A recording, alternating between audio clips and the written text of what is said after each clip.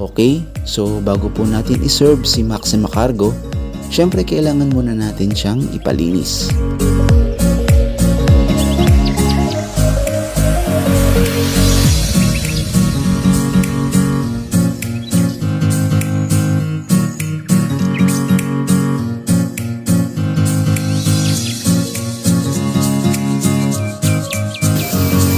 Mas madali lang maglinis.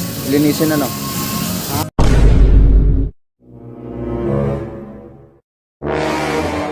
Madali lang linisin. Yung clean. Ayan.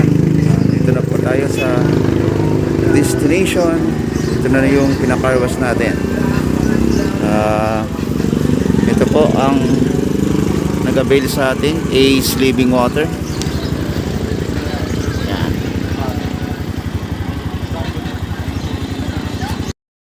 So yan, tatanong si Brad kung pwede na bang gamitin, kargahan ng mga gallons para magamit na sa deliver.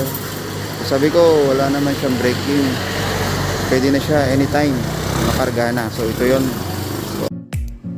Ito po yung aming cargo demo unit na ipinahiram po namin sa kanila. Sa may water refilling station po na kagaya po nila, pwede nyo po itong mahiram sa amin sa Kiserbico, Tanawan ng Lipa.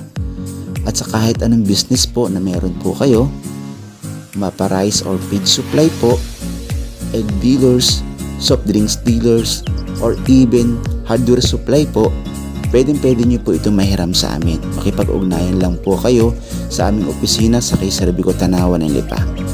Maraming salamat po. Ito yung water refilling station ni Ma'am Mary Grace. Signing of contract na po.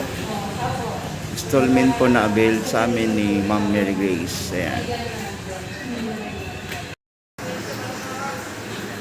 Ma'am, tatanong ko lang, ano yung nagustuhan nyo sa cargo?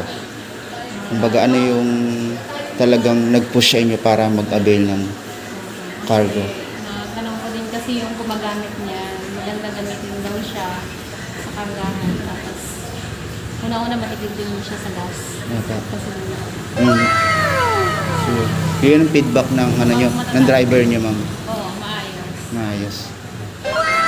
Thank you, ma'am. Naka-avail kayo. Salamat po. Thank you din po.